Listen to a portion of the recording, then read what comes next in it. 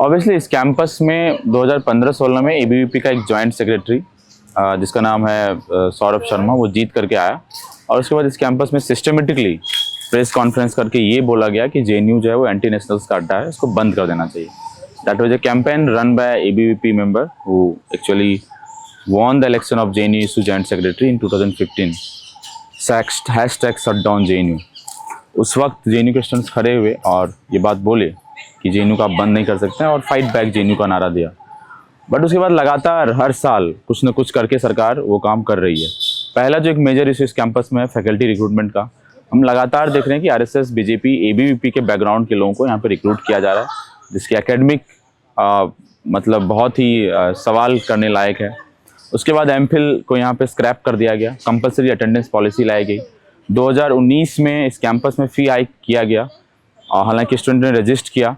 उसके अलावा हम देख रहे हैं कैंपस में सीपीओ मैनुअल लाया गया। हर प्रकार के प्रोटेस्ट करने पर लोगों पे फाइन आ जाता है, तुरंत इंक्वायरी बैठ जाती है। यहीं पे अगर एबीवीपी के लोग किसी को मारते हैं, पीटते हैं, तो उस पर कोई इंक्वायरी नहीं बैठती, कोई फाइन नहीं होता है। तो हर वक्त यूनियन जो है इस बात के लिए खड़ा रहा। इस कैंपस में 2014-15 में जो बजट आ रहा था, लगभग 300 से 350 करोड़ रुपए पर ईयर आते थे जेएनयू को। 2023-24 में वो 500 करोड़ के आसपास हुआ, बट अगर उसको इन्फ्लेशन पे हम एडजस्ट करेंगे तो बजट बढ़ा नहीं है बल्कि घटा है। इंफ्रास्ट्रक्चर की समस्या इस कैंपस में बहुत बड़ी है। रीडिंग्स रूम से लेकर के, क्लासरूम में लेकर के, ढाबा में जाएँ, हॉस्टल्स में जाएँ, हर जगह हम देख रहे हैं कि फ़ैन सही से नहीं चलते हैं, वाटर कूलर में सही से पानी नहीं आती है, एसी सही से नहीं चलते हैं रीडिंग रूम में, जर्नल्स, मैगजीन, किताबें नहीं आ रही है कई सालों से। अगर आपको जनरल सेक्शन में कुछ दिखेगा तो केवल 5 जनरल ऑर्गेनाइजर दिखेगा। आज ब्रह्मपुत्र हॉस्टल में कैंपेनिंग करते वक्त वहाँ के रीडिंग्स रूम्स में जो रखे हुए थे तो केवल 2 जर्नल रखे हुए थे। उसको जर्नल क्या ही कहें, मैगजीन जो है वो 5 जन थे और ऑर्गेनाइजर थे। तो ये समस्या जो इस कैंपस में लगातार बनी हुई है, इंफ्रास्ट्रक्चर की समस्या, फंड्स की समस्या और फैकल्टी रिक्रूटमेंट्स की समस्या, और एक प्रकार के डिबेट, डिसेंट को जिस तरीके से दबाया जा रहा है इस कैंपस में सीपीओ मैनुअल को ला करके, उसके खिलाफ ये पूरा का पूरा यूनियन इलेक्शन होने के लिए जा रहा है। एक सवाल आपके ऊपर समझौतावाद का यूज़ करने का लगाया जा रहा है। अभी हमारी एसएफआई कैंडिडेट से बात हुई, उन्होंने कहा कि आपके जो ऑनगोइंग प्रेसिडेंट हैं उन्होंने हॉस्टल के इशूज़ पे, दूसरे इशूज़ पे एडमिशन के साथ समझौता किया है। अच्छा, मुझे लग रहा है कि जो एसएफआई की जो कैंडिडेट हैं वो तो मुझे लगता है कैंपस में थे भी नहीं उस वक्त जिस वक्त ये बात बोल रहे कि जेएनयू ने क्या किया है। और जो जेएनयू के बारे में वो बात बोल रहे हैं, जेएनयू केवल एक प्रेसिडेंट से रन नहीं होता है, उसमें उसके वाइस प्रेसिडेंट भी थे, जनरल सेक्रेटरी भी थे और जॉइंट सेक्रेटरी भी थे। हर एक पर्चा स्टेटमेंट जो निकल रहा है और जेएनयू से जो मीटिंग एडमिनिस्ट्रेशन के साथ किया है उसमें उसके भी वाइस प्रेसिडेंट थे। तो क्या वो अपने ही एसएफआई के वाइस प्रेसिडेंट पे सवाल उठा रही हैं? तो ये उनसे पूछना बनता है। एबीपी कैंडिडेट ने कहा, अभी हमसे बात करके आए, कि आप लोग एसएफआई और आयशा अलायंस इसलिए नहीं कर पाए क्योंकि आप लोगों के बीच में प्रेसिडेंट पोस्ट की लड़ाई थी। ये अलायंस क्यों नहीं हुआ, आपको क्या लगता है? बात सिर्फ प्रेसिडेंट पोस्ट की नहीं है, बात ये है कि हम जब इस कैंपस में अभी ये बोल रहे हैं कि पूरे देश भर में एक फांसीवाद अपने चरम स्थिति पे है और एसएफआई और उसकी जो ऑर्गेनाइजेशन है सीपीएम, वो इस बात को रिकॉग्नाइज करने को तैयार नहीं है कि देश में फांसीवाद आ गया है। वही बोल रही है कि न्यू फासिस्टिक टेंडेंसीज है। तो सवाल बनता है कि जेएनयू में अगर कोई लेफ्ट का अलायंस होगा तो वो अलायंस ऐसे यूनियन, ऐसे ऑर्गेनाइजेशन को लीड करने का मौका मिलेगा जो इस बात को रिकॉग्नाइज करता है कि इस कैंपस और पूरे देश में फांसीवाद आ गया है। और 2015 तक इस कैंपस में आयशा अकेले चुनाव लड़ता था और जीतता भी था। एक पोस्ट हारने के बाद जब एबीवीपी का जॉइंट सेक्रेटरी जीता और उसने शट डाउन जेएनयू का पूरा नारा लगाया, जेएनयू को बंद करने की लगातार कोशिश हुई।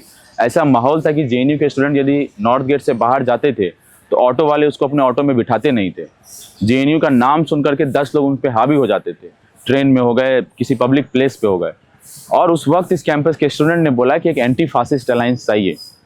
तो अगर आज कोई ऑर्गेनाइजेशन ये बोल रहा है कि फांसीवाद नहीं आया है, 2019 के फी हाइक मूवमेंट में जेएनयू से प्रेसिडेंट ऑयसी घोष का सर फोड़ा गया।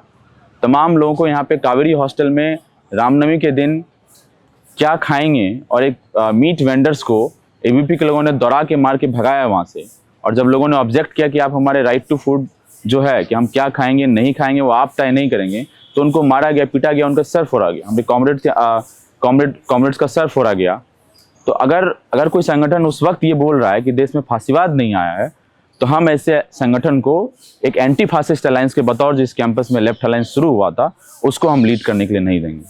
तो बात प्रेसिडेंट पोस्ट की नहीं है, बात है कि अगर कोई संगठन लीड कर रहा है उस अलायंस को तो क्या वो इस बात को मानने को तैयार है कि देश में फासीवाद आ गया है कि नहीं आ गया है। एसएफआई इस बात को मानने को तैयार नहीं है, इसीलिए हम उसको इस अलायंस को लीड करने के लिए नहीं देंगे। इससे थोड़ा जुड़ा हुआ सवाल है, जब सेंट्रल पॉलिटिक्स की बात करते हैं केंद्र में, अभी आरएसएस बीजेपी को लेकर जो अपोजिशन पार्टीज हैं वो सब इकट्ठा हो रही हैं, वक्फ का इशू हो या कोई दूसरा इशू हो, सब इकट्ठा होकर चुनाव लड़ रहे हैं और वो ये कोशिश कर रही हैं कि फाइट बैक हो ताकि दोबारा से ये रेजिम में ना आए। जेएनयू को पूरा देश इस इलेक्शन को देखता है, आप यहाँ पे यूनाइट नहीं हो पा रहे। नहीं, यूनाइटेड है यहाँ पे लेफ्ट इस कैंपस में। आयशा, मैं वही बोल रहा हूँ, 2015-16 में जब हुआ एसएफआई पहले भी एएसएफ के साथ चुनाव लड़ता ही था, आयशा के लिए चुनाव लड़ता था और उसके बाद ज़रूरत पड़ी कि इस कैंपस में एक एंटी फासिस्ट अलायंस बने तो हमने यूनिटी किया।